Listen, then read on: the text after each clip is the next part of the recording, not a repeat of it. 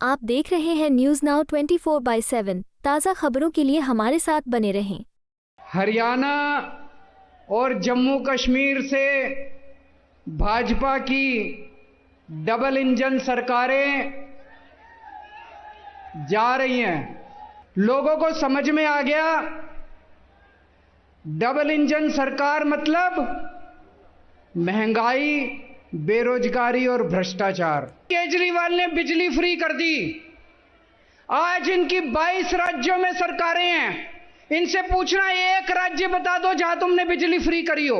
अरे तुमसे तो नहीं संभल रही दिल्ली की सुरक्षा व्यवस्था। अगर कोई दूसरा अच्छे काम कर रहा है उसको तो मत रोको यार। अगर हमने दिल्ली की बसों में सुरक्षित व्यवस्था ठीक की थी, तुम्हें यह पूरी दिल्ली के अंदर करनी चाहिए थी। तुमने बसों के अंदर भी बंद कर दी। शर्म आनी चाहिए तुम लोगों को। इन 10,000 बस मार्शल की नौकरी छीन ली इन लोगों ने। कल मैंने देखा कैसे सौरभ भारद्वाज विजेंद्र गुप्ता के पैरों के अंदर पड़ा था। ये छोटी बात नहीं है भाई साहब, बहुत बड़ी बात है। कोई मंत्री बन जाए उसका ऐसा अहंकार हो जाता है, मैं अभी इनके एक मंत्री का बयान बताऊंगा। हमारे मंत्री दिल्ली के लोगों के लिए इनके पैरों में भी गिर जाते हैं। कल सौरभ भारद्वाज बीजेपी के पैरों में नहीं गिरा था। सौरभ भारद्वाज कौन है? यह कोई एक शख्स नहीं है, दिल्ली के 2 करोड़ लोगों द्वारा चुना हुआ मंत्री है, आपका मंत्री है। कल सौरभ भारद्वाज बीजेपी के पैरों में नहीं था, इस देश का जनतंत्र बीजेपी के पैरों में गिर के कराह रहा था। पूर्व सीएम अरविंद केजरीवाल ने रविवार को छत्रसाल स्टेडियम में जनता की अदालत कार्यक्रम को संबोधित किया। इस दौरान उन्होंने बीजेपी की कार्यप्रणाली पर सवाल उठाए, साथ ही बीजेपी को गरीब विरोधी पार्टी बताया। अरविंद केजरीवाल ने कहा कि बीजेपी गरीब आदमियों की नौकरी छीन रही है। बस मार्शल के मुद्दे पर बोले केजरीवाल, कहा भाजपा ने 15,000 सैलरी पाने वाले बस मार्शल को हटाकर बेरोजगार कर दिया। इन्होंने पर्ची बनाने वाले 1000 लोगों को हटा दिया। मैं जेल में था तो पता चला कि कई सफाई करने वालों को भी इन लोगों ने हटा दिया है। भाजपा आपका हित सोचने वाली पार्टी नहीं है, आपका हित सोचने वाली पार्टी हम हैं। इसी दौरान अरविंद केजरीवाल ने सौरभ भारद्वाज की एक दिन पहले की घटना का जिक्र किया और कहा कि उन्होंने मार्शलों की बहाली को लेकर बीजेपी नेताओं के पैर पकड़ लिए। केजरीवाल ने कहा कि 62 सीट जीतने वाली पार्टी का नेता 8 सीटें जीतने वाली पार्टी के पैरों में गिर गया। केजरीवाल ने कहा कि कल सौरभ भारद्वाज नहीं, इस देश जनतंत्र बीजेपी के पैरों पर कराह रहा था। आपने कहा कि बस मार्शलों की बहाली के लिए बीजेपी विधायकों के सामने कैबिनेट नोट पास करने के बाद उस नोट को लेकर एलजी के पास सीएम आतिशी और आम आदमी पार्टी के मंत्री और विधायक गए। इस दौरान बीजेपी विधायकों ने भागने का पूरा प्रयास किया, लेकिन मंत्री सौरभ भारद्वाज और आप नेताओं ने उन्हें भागने नहीं दिया। अरविंद केजरीवाल ने कहा कि सीएम आतिशी खुद बीजेपी विधायक की गाड़ी में बैठकर एलजी हाउस इसलिए गई ताकि बीजेपी विधायकों को भागने का कोई भी मौका न मिले। कल शाम को मैं टीवी देख रहा था, एग्जिट पोल आ रहे थे। देखे आप लोगों ने? क्या देखा?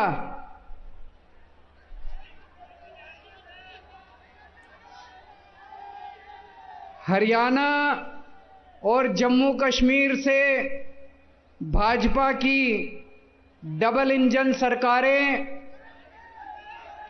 जा रही हैं। दोनों राज्यों से भाजपा की डबल इंजन सरकार जा रही है। अब डबल इंजन फेल हो गया देश के अंदर। एक इंजन तो जून में ही खराब हो गया था जब इनके 240 सीट आई थी।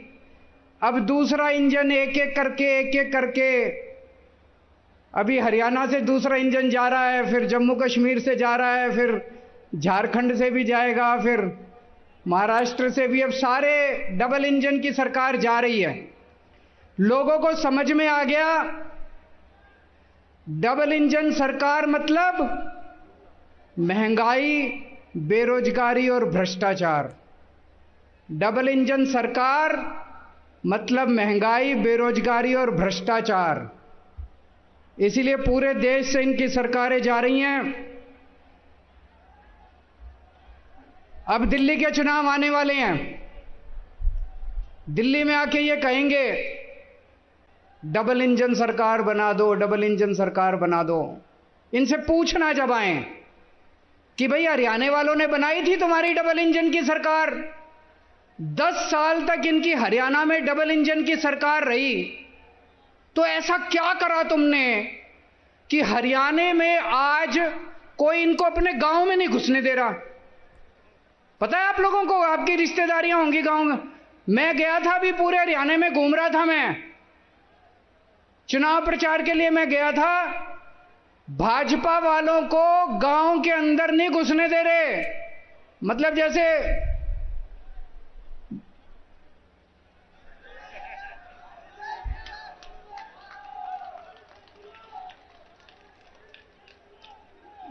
धक्के मार मार के लोग मोहल्ले में नहीं घुसने दे रहे, गलियों में नहीं घुसने दे रहे, गांव में नहीं घुसने दे रहे। तो डबल इंजन की सरकार तुम्हारी हरियाणा में बनाई थी, ऐसा क्या कर दिया तुम लोगों ने कि हरियाणा वाले अब तुमको दुत्कार के भगा रहे हैं अपने अपने गांव से? उत्तर प्रदेश में 7 साल से डबल इंजन की सरकार है। कुछ तो गड़बड़ करी होगी तुमने कि आधी सीट रह गई तुम्हारी लोकसभा के अंदर उत्तर प्रदेश से। क्या गड़बड़ करी तुम्हारी डबल इंजन ने? मणिपुर में इनकी डबल इंजन की सरकार है, 7 साल से जल रहा है मणिपुर, पिछले 2 साल से जल रहा है। तो ऐसी डबल इंजन की सरकार चाहिए कि मणिपुर बना दे हर राज्य को? तो अगर ये आए आपके पास और कहें डबल इंजन की सरकार चाहिए, तो बोलना बिल्कुल नहीं बनानी डबल इंजन की सरकार, थक गया ये देश डबल इंजन की सरकार से। डबल इंजन का मतलब है डबल लूट, डबल भ्रष्टाचार। मोदी जी के एक दोस्त हैं, नाम पता है सब लोगों को? एक ही कहते हैं मोदी जी कहीं भी विदेश जाते हैं, उनके पीछे पीछे वो जाता है और उनके लिए ठेके इकट्ठे करके लाते हैं। देश में जितने काम हैं सारे उनको दे रहे हैं। केंद्र सरकार में जितने ठेके हैं सारे उसको मिलते हैं। कौन है? तो डबल इंजन की सरकार इसलिए चाहिए कि केंद्र के तो सारे ठेके दे दिए, अब राज्यों के ठेके भी देने हैं उनको, इसलिए इनको डबल इंजन की, डबल लूट की सरकार चाहिए इन लोगों को। अभी आएंगे आपके घर में, आएंगे चुनाव में और कहेंगे जो जो केजरीवाल ने किया वो सारा काम हम करेंगे। अभी कह रहे हैं, ये जा रहे हैं जगह जगह, जो जो केजरीवाल ने किया सारा काम हम करेंगे। तो उनको कहना फिर तुम्हारी क्या जरूरत है? केजरीवाल है ही हमारे सारे काम करने के लिए, फिर इनकी क्या जरूरत है?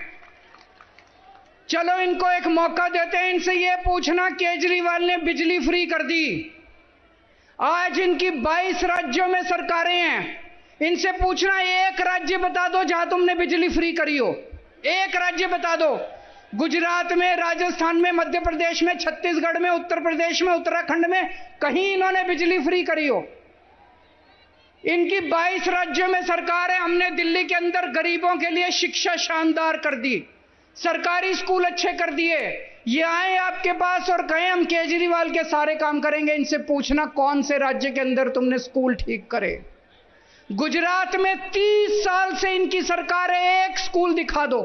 मैं गुजरात गया था प्रचार करने के लिए पिछली बार 2 साल पहले, एक स्कूल नहीं मिला जो इन्होंने ठीक करा। गरीबों की शिक्षा का सत्यानाश कर दिया इन लोगों ने। 22 राज्यों में इनकी सरकार है, एक काम बता दें, ये एक काम जो इन्होंने अच्छा काम करा हो 22 राज्यों के अंदर। मैं आज मोदी जी को कहना चाहता हूं, प्रधानमंत्री जी, अगली साल 17 सितंबर को आप 75 साल के हो जाओगे। अगली साल 17 सितंबर को आप रिटायर हो जाओगे। 1 साल और बचा आपका प्रधानमंत्री का। मैं चैलेंज करता हूं प्रधानमंत्री जी, इस 1 साल के अंदर आप अपने इन 22 राज्यों के अंदर कोई काम करके दिखा दो जो दिल्ली के अंदर काम हुए। बिजली मुफ्त करके दिखा दो, स्कूल ठीक करके दिखा दो, अस्पताल ठीक करके दिखा दो।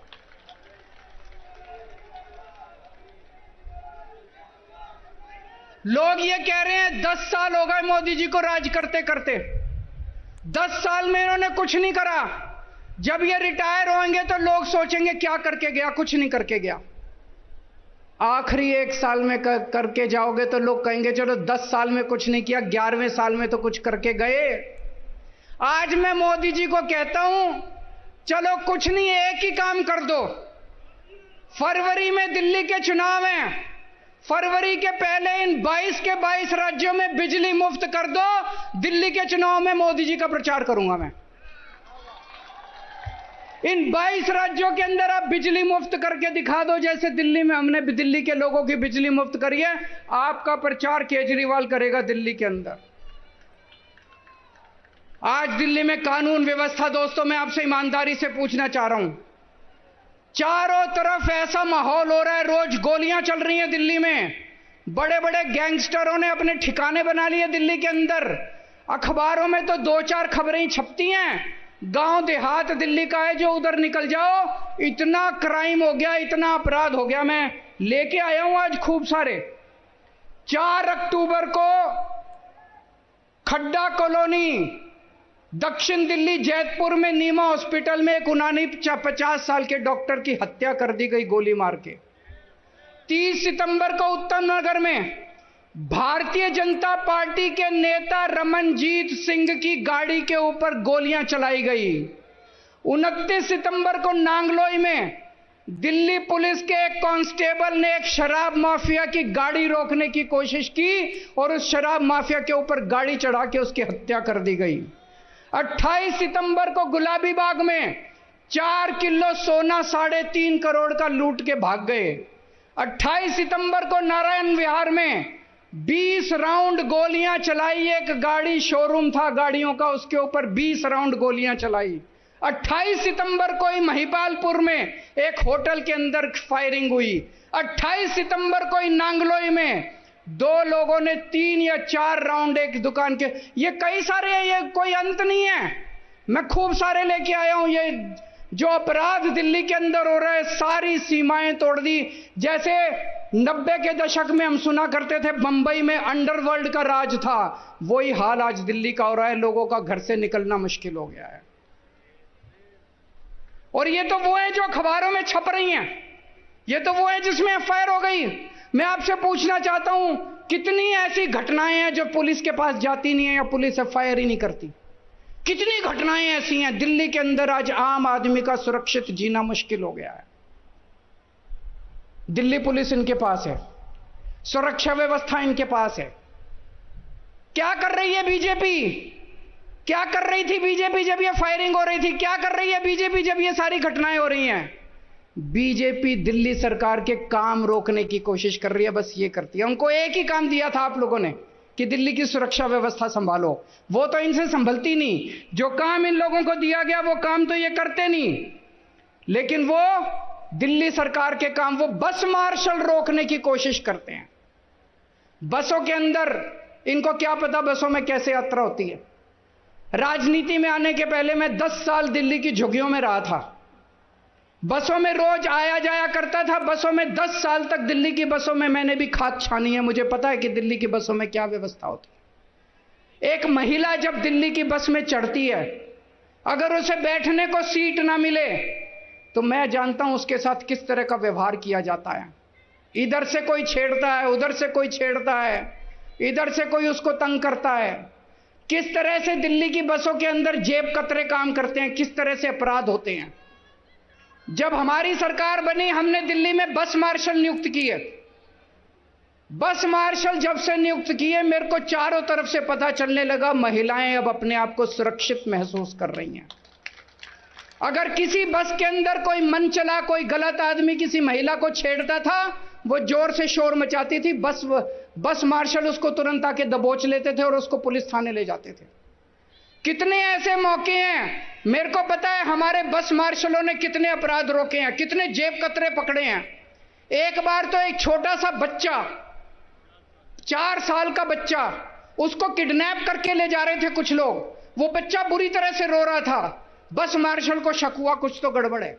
वो एक स्टॉप पे उतरा, एक आदमी उस बच्चे को लेके, वो बस मार्शल उसके पीछे पीछे उतर गया और उसको रेलवे स्टेशन तक उसका पीछा किया। तब पता चला वो बच्चे को किडनैप करके ले जा रहा था। हमारे बस मार्शल ने उस किडनैपर को पकड़ के और उसको, बच्चे को अपने माँ बाप को लौटाया। अरे तुमसे तो नहीं संभल रही दिल्ली की सुरक्षा व्यवस्था। अगर कोई दूसरा अच्छे काम कर रहा है उसको तो मत रोको यार।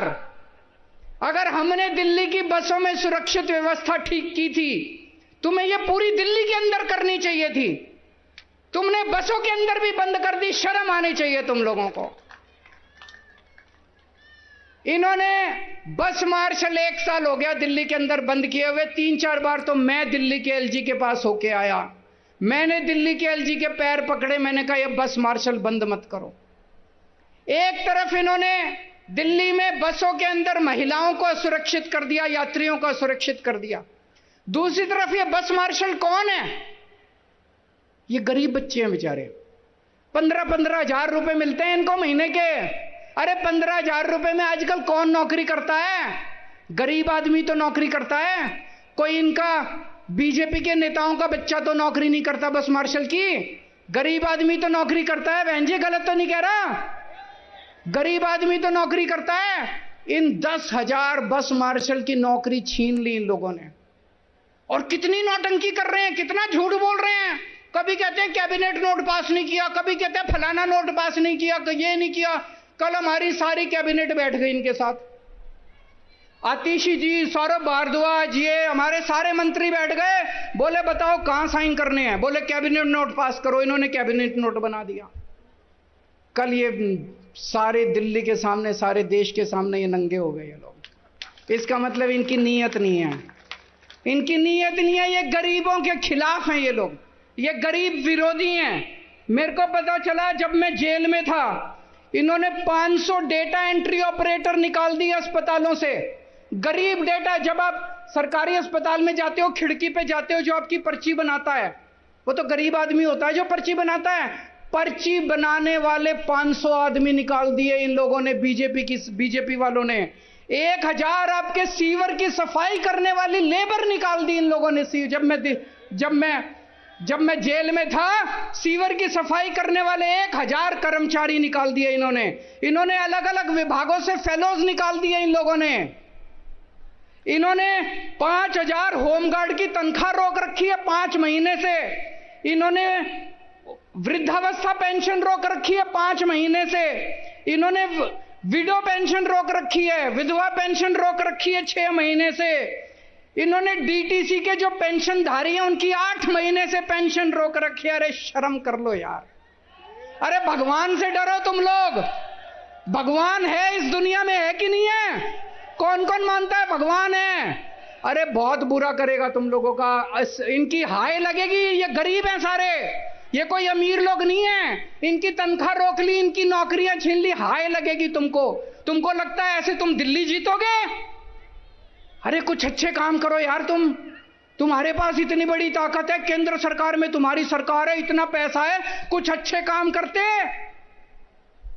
लेकिन अब चिंता मत करना, तुम्हारा केजरीवाल आ गया, सबकी तनख्वाह दिला दूंगा।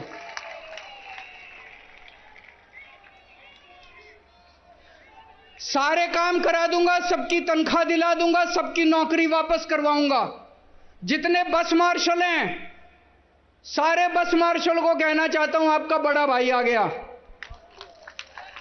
लड़ेंगे। कल मैंने देखा कैसे सौरभ भारद्वाज विजेंद्र गुप्ता के पैरों के अंदर पड़ा था।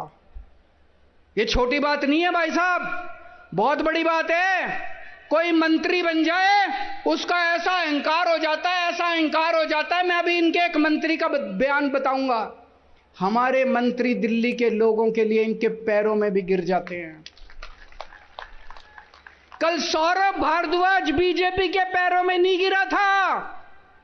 सौरभ भारद्वाज कौन है? यह कोई एक शख्स नहीं है, दिल्ली के 2 करोड़ लोगों द्वारा चुना हुआ मंत्री है, आपका मंत्री है। कल सौरभ भारद्वाज बीजेपी के पैरों में नहीं था, इस देश का जनतंत्र बीजेपी के पैरों में गिर के कराह रहा था। बड़ी शर्म आई। जिस पार्टी को 62 सीटें दी लोगों ने और जिस पार्टी को 8 सीटें दी, वो 62 सीटों वाली सरकार बीजेपी के पैरों में गिर के उनसे भीख मांग रही है, हमारे बस मार्शल्स को बचा लो। मैं जब जेल गया, इन्होंने आपकी सड़कें खराब कर दी। सड़कों की रिपेयर बंद करा दी, जगह जगह सीवर की मेंटेनेंस बंद करा दी इन्होंने। हम दवाइयां फ्री देते हैं, अस्पतालों में, मोहल्ला क्लिनिक में फ्री दवाई, फ्री टेस्ट का इंतजाम किया है।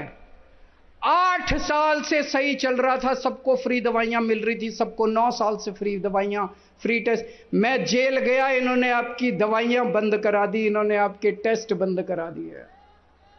मेरे को बड़ी तकलीफ हुई। अरे इस पृथ्वी के ऊपर भगवान ने भेजा है कुछ पुण्य कमाने के लिए यार। सत्ता के लिए इतना अहंकार मत करो, सत्ता के अहंकार में इतने मत चूर हो जाओ कि इतने बुरे पाप करने लगो। अगर दवाइयों की वजह से किसी की मौत हो जाएगी, अस्पतालों के अंदर दवाइयों की वजह से अगर लोग बीमार रहेंगे तो इससे तो अपना ही नुकसान होगा, दिल्ली के लोगों का ही नुकसान होगा, जनता का ही नुकसान होगा। पर ये सारी ओल्ड एज पेंशन, ये सारे मैं दोबारा ठीक कराऊंगा। मैंने बात की आतिशी जी से, सड़कों की रिपेयर चालू हो गई है। आप लोगों ने देखा होगा पूरे दिल्ली के अंदर हमारे मंत्री, सारे विधायक सड़कों के ऊपर उतरे हुए हैं, सबकी रिपेयर चालू करा दी, सारी सड़कों की रिपेयर शुरू हो गई है। सीवर की सफाई भी अब जल्दी शुरू कराएंगे। दवाइयां और टेस्ट जो इन्होंने बंद कराए हैं वो भी दोबारा चालू कराएंगे। ओल्ड एज पेंशन मुझे पता चला है कि चालू हो गई है। आज दिल्ली में जनतंत्र नहीं है। पहले हमारे देश में ब्रिटिश राज था, आज हमारे देश में एलजी राज है। जब मैं जेल में था मैंने भगत सिंह, सुभाष चंद्र बोस, अशफाक उल्लाह खान, इनकी जिंदगी, इनके बारे में खूब पढ़ा, अपने भारतीय स्वाधीनता आंदोलन के बारे में खूब पढ़ा। मैं सोच रहा था भगत सिंह ने इसीलिए फांसी खाई थी क्या कि अंग्रेज जाएंगे और एक एलजी आके दिल्ली के ऊपर राज करने लगा, एलजी का राज हो जाएगा। अगर दिल्ली की जनता चाहती है कि दिल्ली में बस मार्शल होने चाहिए तो क्या एलजी को बस मार्शल हटाने की पावर होनी चाहिए? अगर दिल्ली की जनता चाहती है कि अस्पतालों में फ्री दवाइयां मिलनी चाहिए तो क्या एलजी के पास दवाइयां बंद करने की पावर होनी चाहिए? अगर दिल्ली की जनता चाहती है कि हमें फ्री टेस्ट मिलने चाहिए, इलाज फ्री होना चाहिए, तो क्या एलजी को इलाज बंद करने की पावर होनी चाहिए? अगर दिल्ली की जनता चाहती है कि हमें फ्री बिजली मिलनी चाहिए तो क्या एलजी को फ्री बिजली बंद करने का अधिकार होना चाहिए? कौन होता है एलजी दिल्ली के लोगों के खिलाफ निर्णय लेने वाला? हमें दिल्ली के अंदर दो जनतंत्र लेके आना है जो पूरे देश के अंदर दूसरे लोगों का अधिकार है। पूरे देश में आप पंजाब चले जाओ, राजस्थान चले जाओ, मध्य प्रदेश चले जाओ, छत्तीसगढ़ चले जाओ, वो लोग वोट डालते हैं, जिस सरकार को चुनते हैं उस सरकार की पूरी पावर होती है। आज दिल्ली के लोगों के पास अपनी पावरफुल सरकार चुनने का अधिकार नहीं है। मैं एक बहुत छोटा आदमी हूं। आज से 10-12 साल पहले सोच के देखो, इस देश में कोई जानता नहीं था केजरीवाल कौन है, कोई नहीं जानता था। ये तो पता नहीं मैंने कुछ पुण्य करे थे कि आप लोगों ने इतना मेरे को मान सम्मान, इतनी बड़ी जिम्मेदारी दे दी। मैं दिल्ली की झुग्गी बस्तियों में काम किया करता था, झुग्गी बस्तियों से उठा के आप लोगों ने अपने दिल में बसा लिया मेरे को। मैंने पता नहीं क्या पुण्य किए थे मैंने। आज मैं आपके सामने कसम खा के जा रहा हूं, अपनी जिंदगी के अंदर आपको मैं पूरे आपके अधिकार दिला के रहूंगा। दिल्ली को पूर्ण राज्य बना के रहेंगे, दिल्ली को एलजी से मुक्ति दिला के रहेंगे। दिलानी है कि नहीं दिलानी?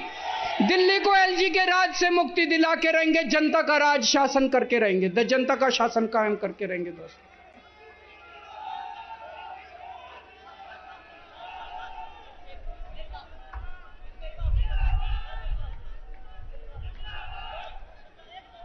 मैं आपके परिवार, कोई नहीं, मैं आपसे मिलूंगा, मिलके जाऊंगा। आप बैठ जाओ, सामने बैठ जाओ, आपसे मिलके जाऊंगा, चिंता ना करो। कोई मिलना चाह रहा है मैं सबसे मिलता हूं भाई साहब, मैं किसी से मना नहीं करता। दोस्तों, मैंने अपने 2 करोड़ लोगों को परिवार माना है। आप सब मेरा परिवार हो।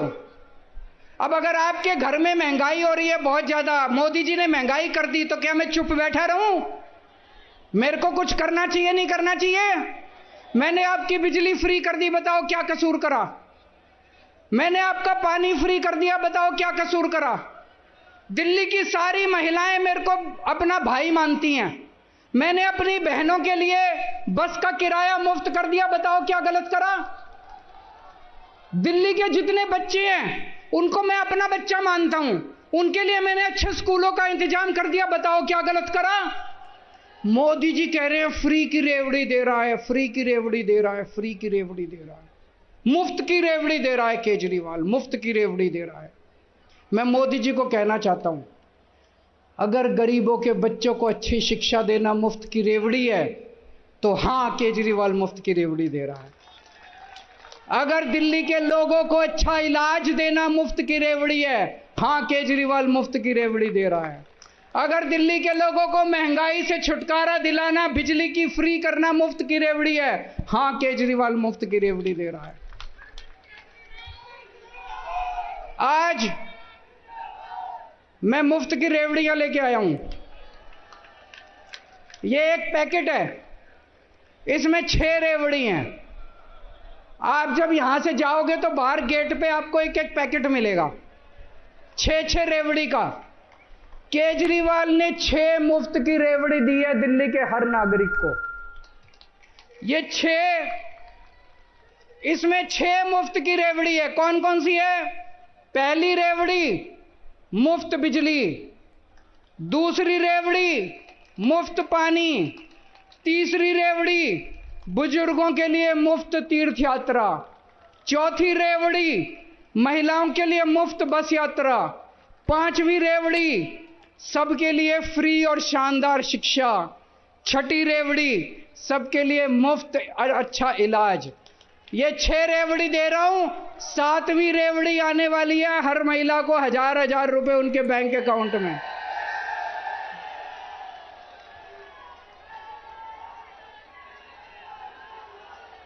मैं प्रधानमंत्री जी को कहना चाहता हूं, ये 6 रेवड़ी हैं और 7वीं रेवड़ी आने वाली है। आपको ये पैकेट मिलेगा। ये रेवड़ी जो है इसमें चीनी से बनती है रेवड़ी। ये चीनी तो जनता की है। इसमें जो तिल है वो तिल भी जनता का है। इसमें जो घी लगा वो घी भी जनता का है। इसमें जो इलायची डली इलायची भी जनता की है।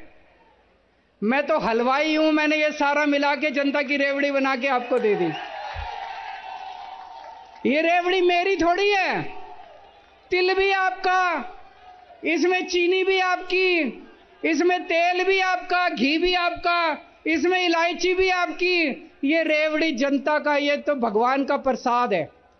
आज आप ये लेके जाओगे, जब ये पैकेट आपको यहां पे मिलेंगे, जब घर मिल गए सबको, ये पैकेट आप घर में ले जाके, आपके घर में पूजा घर होगा, वो है कि नहीं है? इसको जेब में डाल लेना, अभी खाना नहीं। घर में जाके पूजा घर में रख के पूजा करके इसकी भगवान के सामने, ये प्रसाद है, ये प्रसाद है, ये प्रसाद है। इस प्रसाद को पूजा घर में रख के इसका प्रसाद चढ़ा के फिर सबको बांट देना, घर के अंदर एक एक सबको बांट देना। मैं मोदी जी को कहना चाहता हूं, जनता से तिल इकट्ठा करके, घी इकट्ठा करके, चीनी इकट्ठी करके, गुड़ इकट्ठा करके मैंने रेवड़ी बना के जनता में बांट दी, प्रसाद बांट दिया। मोदी जी, आपने तो सारी की सारी मिठाई की दुकान उठा के अपने दोस्त को दे दी। आपने तो पूरी की पूरी मिठाई की दुकान उठा के अपने दोस्त को दे दी। ये गलत है। मेरा कसूर यह है, दिल्ली की एक भी रेवड़ी मैंने मोदी जी के दोस्त को नहीं लेने दी। एक भी रेवड़ी, सारी रेवड़ी मैंने आप लोगों को बांट दी।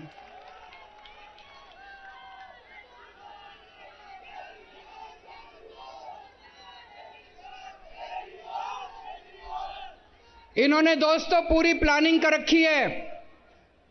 ये बात जाके सबको बताना, इन्होंने पूरी प्लानिंग कर रखी है।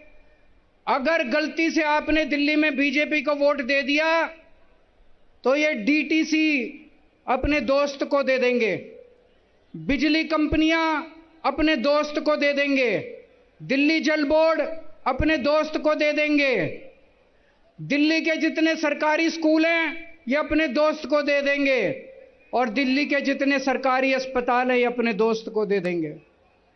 फिर आप देख लेना आपका बसों का किराया कितना होगा, फिर आप देख लेना आपकी बिजली कितनी में। सबसे पहले ये फ्री बिजली बंद करेंगे। आज मैं जब गुजरात में जाता हूं, गुजरात के लोग पूछते हैं बीजेपी वालों से, जब केजरीवाल ने पंजाब में और दिल्ली में बिजली फ्री कर दी, तुमने क्यों नहीं करी? तो ये गुजरात में बिजली फ्री नहीं करते, अब ये दिल्ली और पंजाब में बिजली फ्री बंद करना चाहते हैं, ताकि गुजरात के लोग आवाज ना उठाएं, ताकि यूपी के लोग आवाज ना उठाएं। तो अगर आपने गलती से इनको वोट दे दिया, आपकी फ्री बिजली है 6 की 6 रेवड़ी आपकी खत्म हो जाएंगी, आपका सब खत्म हो जाएगा। आप लोगों कहते हैं केजरीवाल चोर है, मोदी जी कहते हैं केजरीवाल चोर है। मैं आपसे पूछना चाहता हूं, फ्री बिजली देने वाला चोर है कि बिजली महंगी करने वाला चोर है? बच्चों के लिए अच्छी शिक्षा देने वाला चोर है कि बच्चों की शिक्षा महंगी करने वाला चोर है? फ्री इलाज देने वाला चोर है कि सरकारी अस्पताल बंद करने वाला चोर है? मैं आपसे पूछना चाहता हूं, पानी फ्री देने वाला चोर है कि पानी महंगा करने वाला चोर है? मैं आपसे पूछना चाहता हूं, जनता में रेवड़ी बांटने वाला चोर है कि सारे देश को उठा के अपने दोस्त को बेचने वाला चोर है? मैंने चोरी नहीं की, इसलिए आज छाती चौड़ी करके मैं जनता के बीच में जा रहा हूं और कह रहा हूं कि अगर मैं ईमानदार हूं तो वोट देना, वरना वोट मत देना। इसलिए मेरे अंदर हिम्मत है यह कहने की, क्योंकि मैंने चोरी नहीं की। आज इतनी यहां पे आज मैं जनता की अदालत में आया हूं। मैं आपसे पूछना चाहता हूं, जिन जिन लोगों को लगता है केजरीवाल ईमानदार है, हाथ खड़े कर दो। जिन जिन लोगों को लगता है मोदी जी ने केजरीवाल के खिलाफ गंदा षड्यंत्र रचा था, हाथ खड़े कर दो। मैंने केवल जनता के लिए काम किया है, मैंने अपने लिए कभी काम नहीं किया, मैंने अपने परिवार के लिए काम नहीं किया। आप देखोगे सारी पार्टियों के अंदर जब टिकट देने की बात आती है, एमएलए का टिकट, एमपी का टिकट, तो इनको अपने बच्चे याद आते हैं। आते हैं कि नहीं आते? इसका बेटा, इसका भाई, इसका बाप, इसकी पत्नी, इसका फलाना, इसका। मैंने अपने किसी रिश्तेदार को आज तक टिकट नहीं दी, मैंने कभी अपने बेटे को टिकट नहीं दी। मैंने आपके बच्चों को टिकट दिया, आपके बच्चों के लिए स्कूल बनवाए, मैंने हमेशा आपके बच्चों का ख्याल रखा है। अभी जब दिल्ली का नया मुख्यमंत्री बनाने की बात आई, इन्होंने बीजेपी वाले ने खूब उछाला, केजरीवाल अपनी बीवी को बनाएगा मुख्यमंत्री, अपनी बीवी को बनाएगा। मेरी बीवी मुख्यमंत्री बनने के लिए बेताब नहीं है, हमने अपनी कार्यकर्ता को मुख्यमंत्री बनाया दिल्ली का।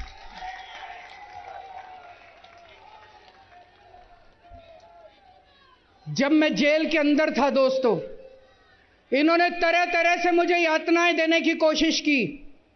इन्होंने मेरा इंसुलिन रोक दिया, मेरी दवाइयां रोक दी। पिछले 10 साल से मेरे को रोज 4 बार इंसुलिन के इंजेक्शन लगते हैं पेट में।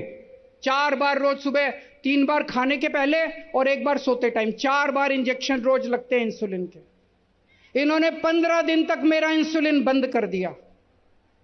मैं अमित शाह जी से पूछना चाहता हूं, अमित शाह जी को भी शुगर की बीमारी है, अमित शाह जी को भी इंसुलिन के इंजेक्शन लगते हैं। मैं उनसे पूछना चाहता हूं, अमित शाह जी मेरे को यह बता दो, अगर 15 दिन आपके इंसुलिन के इंजेक्शन बंद कर दे तो आपका क्या हाल होगा? अमित शाह जी मेरे को बता दें, उनको भी डायबिटीज है, उनको भी इंसुलिन के इंजेक्शन लगते हैं। अमित शाह जी, आपने मेरे इंसुलिन के इंजेक्शन बंद कर दिए तिहाड़ जेल के अंदर 15 दिन। आपके अगर 15 दिन इंजेक्शन बंद कर दिए जाएं, आपका क्या हाल होगा?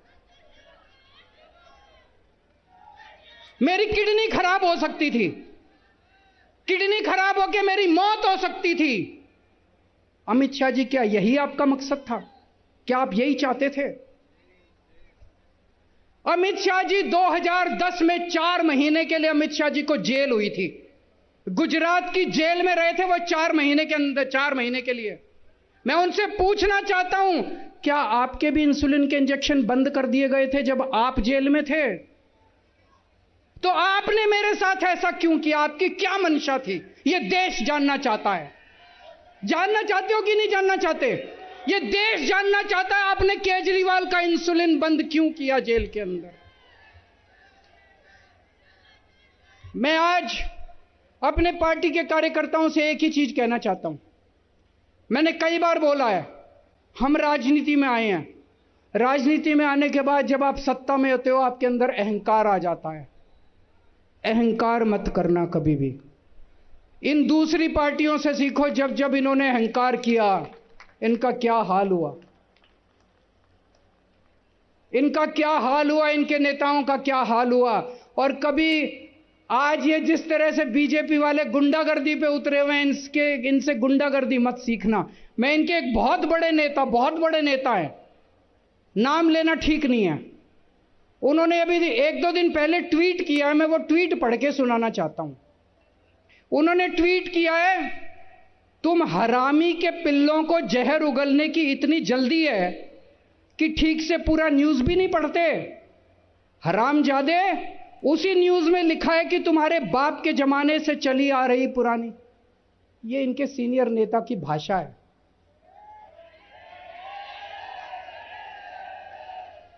ये इनके सीनियर नेता ने ट्वीट किया है, तुम हरामी के पिल्लों को जहर उगलने की इतनी जल्दी है। हरामजादे, क्या हम ऐसा भारतवर्ष चाहते हैं? मैं आम आदमी पार्टी से हूं, कोई बीजेपी से है, कोई कांग्रेस से है, कोई समाजवादी पार्टी से है, कोई इस पार्टी से, कोई हैं तो इसी देश के।